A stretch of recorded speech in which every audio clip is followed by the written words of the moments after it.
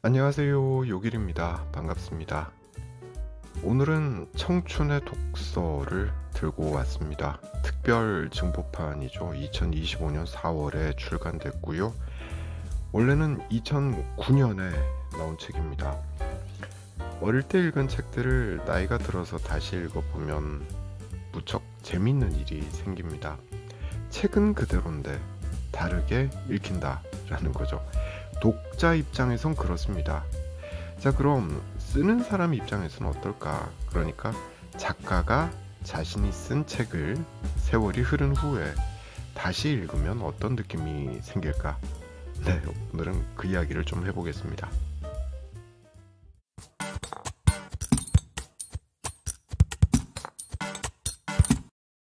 예전 이야기 잠시만 해볼게요. 최근에는 유 작가가 신경안정제라고 불리죠.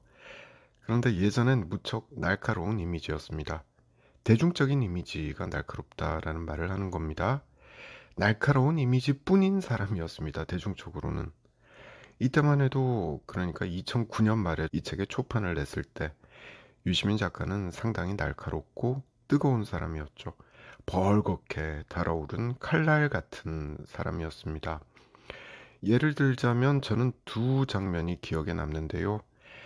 2004년 노무현 전 대통령이 탄핵당했을 때 그때 유 작가의 얼굴, 그리고 노 전 대통령이 돌아가셨을 때 2009년 5월입니다. 그때 유 작가의 얼굴을 보면 지금도 덩달아서 분노가 느껴지죠. 이 책은 노 전 대통령이 돌아가신 그해 하반기, 그러니까 2009년 10월 27일에 초판이 출간됐습니다. 당시 청춘의 독서 머릿말은 길을 잃었다 라는 문장으로 시작하죠. 날이 저물어서 사방이 어둡다는 말도 합니다. 당시 유 작가의 심리 상태를 잘 표현한 거죠. 정권 교체 이후에 노 전 대통령을 향한 검찰 수사와 주변 인물들의 소환을 지켜보면서 괴로웠던 마음을 길을 잃었다라고 표현한 머릿말에 담은 게 아닌가 싶습니다. 이 책의 초판이 나왔던 당시 분위기가 이제 좀 복기가 되죠. 길을 잃어 버렸는데 어떻게 하면 그 길을 다시 찾아갈 수 있을까? 혹시 예전에 읽었던 책들을 다시 보면 그 길이 보이지 않을까? 네, 그런 마음가짐을 갖고 유 작가가 예전에 읽었던 책을 다시 읽어냈던 게 아닐까 싶습니다. 청춘의 독서 초판은 유 작가가 이렇게 예전에 읽었던 책 중에서 14권을 골라서 자신의 경험담을 풀면서 해설한 책이라고 보시면 될 것 같고요. 이번에 특별 증보판을 내면서 한 권을 덧붙였죠. 존 스튜어트 밀의 자유론. 이 책까지 포함해서 청춘의 독서가 소개하는 책은 이제 총 15권입니다. 유 작가는 각각의 책을 소개하면서 거의 매번 이 말을 합니다. 책은 그대로인데 다르게 읽히더라는 거죠. 텍스트는 변한 게 없어요. 근데 나중에 그 똑같은 텍스트를 읽었는데 감흥이 다르더라는 거죠. 왜 이럴까? 답은 간단합니다. 내가 바뀌었기 때문이라는 거죠. 책의 문장은 동일합니다. 하지만 그 문장을 받아들이는 나의 인식, 경험, 관점이 변한 거죠. 그러니 책의 내용이 다르게 와닿는 거죠. 그래서 책은 전부 다 그렇게 읽을 필요는 없겠죠. 하지만 처음 읽었을 때 너무 마음에 드는 책들이 있잖아요. 그런 책은 나중에 시간이 좀 흐른 다음에 다시 읽어보면 참 좋은 것 같더라고요. 자, 그럼 작가의 입장에서는 어떨까? 예전에 본인이 쓴 책을 지금 와서 다시 읽어보면 어떨까? 그 이야기를 좀 해보겠습니다.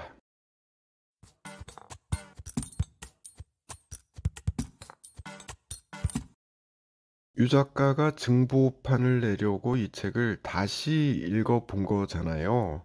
2009년에 출간했던 책을 다시 읽어보면 어땠을까? 자기가 쓴 책을 다시 읽어보면 어땠을까? 우선 내가 왜 이런 표현을 썼을까? 네, 이 생각 많이 하지 않았을까요? 너무 감정적이었다거나 미숙한 표현이었다거나 이런 게 느껴져서 이번에 증부판을 내면서 고친 문장이 많았겠죠. 거리감도 느꼈을 겁니다.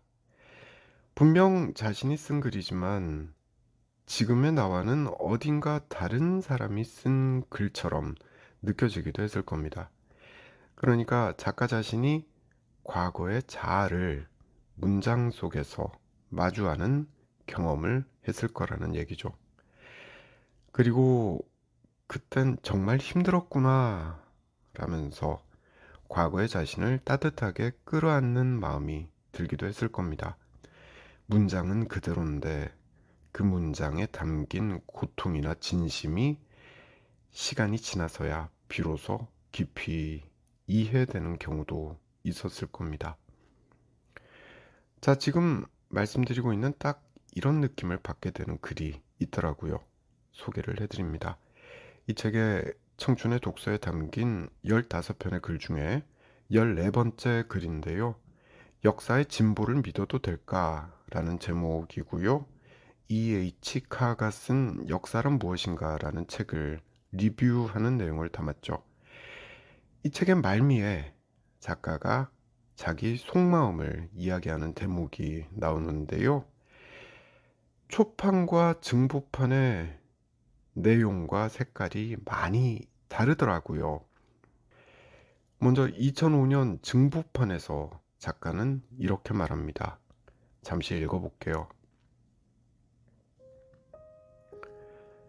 가끔 나는 내 자신이 물 밖으로 팽개쳐진 물고기 같다고 느낀다.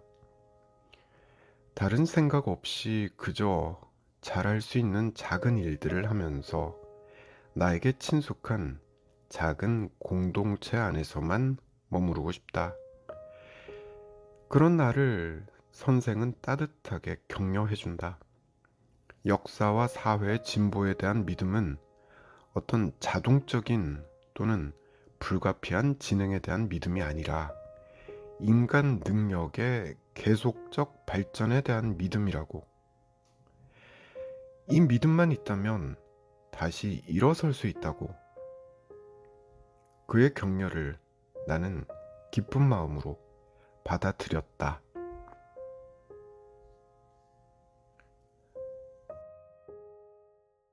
네, 나는 물 밖에 팽개쳐진 물고기 같다고 느낀다.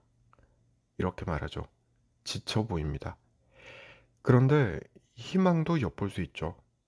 다시 일어설 수 있다는 격려를 기쁜 마음으로 받아들였다라는 거잖아요. 앞날은 긍정적으로 바라보고 있는 거죠. 자, 그런데 2009년 같은 책의 초판에는 제가 읽어드린 이 부분이 좀 더 길었습니다. 그리고 글의 색깔이 훨씬 우울합니다. 좀 읽어볼게요.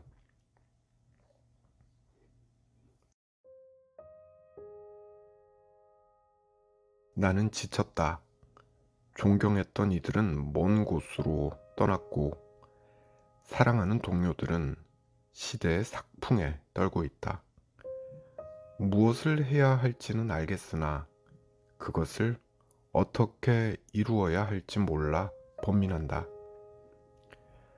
내가 받들고자 하는 사람들은 나를 외면하고 같은 방향을 보고 걷는 사람들과도 손을 잡기가 어렵다. 가끔 나는 내 자신이 물 밖으로 팽개쳐진 물고기 같다고 느낀다. 다른 생각 없이 그저 잘할 수 있는 작은 일들을 하면서 나에게 친숙한 작은 공동체 안에서만 머무르고 싶다. 그런 나를 선생은 따뜻하게 격려해준다. 역사와 사회의 진보에 대한 믿음은 어떤 자동적인 또는 불가피한 진행에 대한 믿음이 아니라 인간 능력의 계속적 발전에 대한 믿음이라고. 이 믿음만 있다면 다시 일어설 수 있다고 그의 격려를 받아들여야 할까?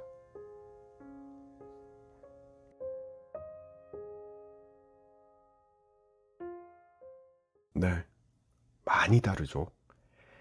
특히 심리 상태가 너무 다르죠. 이걸 좀 이야기해 볼 텐데, 2009년에는 깊은 회의, 번민, 절망감이 강했습니다. 지쳤다, 외면당했다, 손을 잡기 어렵다고 말하죠. 고립감을 강조하고 있는 겁니다. 그리고 카의 역사와 사회의 진보에 대한 믿음을 의심하죠. 좀 설명하자면 카 선생은 역사의 진보를 믿었습니다. 단 조건이 붙어 있죠. 인간이 포기하지 않는 한 역사의 진보는 가능하다라는 거예요. 이 역사의 진보에 대한 믿음을 받아들여야 할까? 라면서 2009년 당시에 유 작가는 망설이고 있었던 거죠. 그런데 2005년에는 앞서 말씀드린 것처럼 여전히 지쳐 보입니다만 이젠 좀 비교적 담담해 보이죠. 왜냐면 말씀드린 것처럼 지쳤다, 외면당했다, 손을 잡기 어렵다, 이런 표현을 다 삭제했습니다. 그래서 지쳐 보이긴 합니다만 감정 상태는 담담해 보입니다. 그리고 무엇보다도 회복을 향한 의지가 드러나죠. 작가 자신도 이전보다 덜 흔들리고 있음을 보여주는 겁니다. 카 선생의 믿음을, 그러니까 역사와 사회의 진보에 대한 믿음을, 그리고 카 선생의 격려를 기쁜 마음으로 받아들였다라고 하잖아요. 왜 이런 변화가 생긴 걸까? 여러 이유가 있겠죠. 10년이 넘는 세월이 흘렀습니다. 유 작가의 세상을 바라보는 인식이 바뀔 수 있는 거죠. 자, 그럼 그 변화의 계기가 뭐냐? 이걸 물어봐야 될 텐데, 다들 추측하시겠지만, 정치판의 흐름에 큰 변화가 있었죠. 이 책은 지난 6월 3일 대통령 선거 직전에 출간됐습니다. 하지만 여론조사를 보면 누가 대통령이 될지는 거의 확실시 되던 시점이었잖아요. 유 작가도 당시에 향후 전국을 긍정적으로 전망하고 있었고요. 그래서 카 선생의 역사 진보에 대한 믿음을 예전엔 의구심을 가졌다면 이젠 긍정적으로 수용할 수 있게 됐던 게 아닐까. 그 시점에 이 글을 썼던 게 아닐까라는 추측을 해보게 되더라고요. 정리하자면 아마도 유 작가는 이 글을 고쳤으면서 그땐 정말 힘들었구나 하고 과거의 자신을 따뜻하게 끌어안으면서 그 모든 고통과 흔들림도 결국은 자신을 성장시킨 시간이었다는 걸 이 책의 증보판을 준비하면서 알게 되지 않았을까 싶습니다. 그러고 보면 작가에게도 예전에 썼던 책을 다시 들여다보는 일, 이건 그때 미처 다 챙기지 못했던 감정을 다시 만나고 자기 자신을 포용할 수 있는 소중한 기회가 되는 것 같습니다.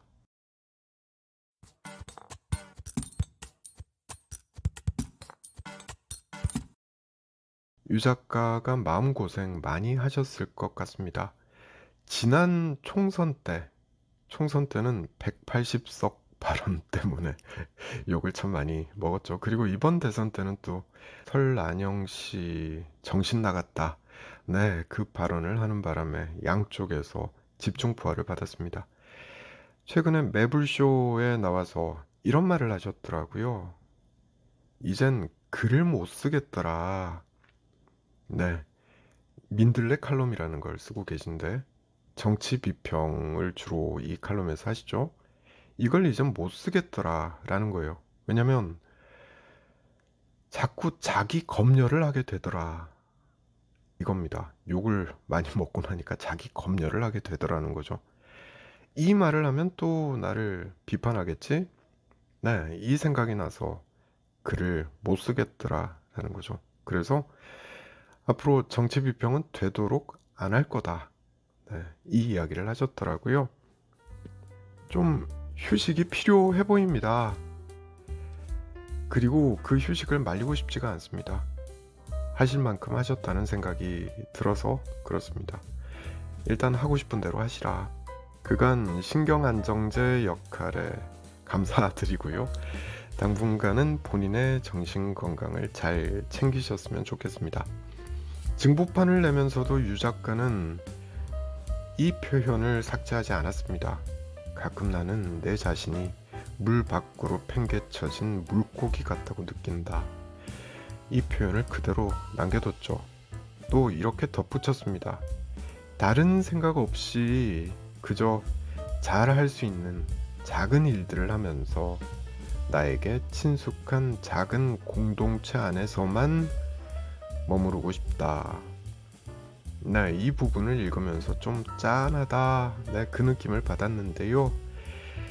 아마도 유 작가는 책 쓰고 낚시 다니는 게 본인이 가장 잘하고 가장 좋아하는 일이라고 생각하는 것 같습니다. 본인 생각이 그렇다면 이것도 존중해 드릴 필요가 있는 거죠.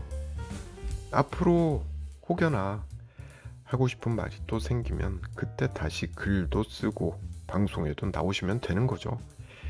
열린 마음으로 환영할 겁니다. 그리고 무엇보다 유 작가님 책을 좋아하는 분들이 너무 많잖아요. 그간 못 쓴 책들 앞으로 많이 내주셨으면 좋겠습니다. 자, 오늘은 여기까지 하겠습니다. 저는 다음에 다른 책 들고 다시 찾아오겠습니다.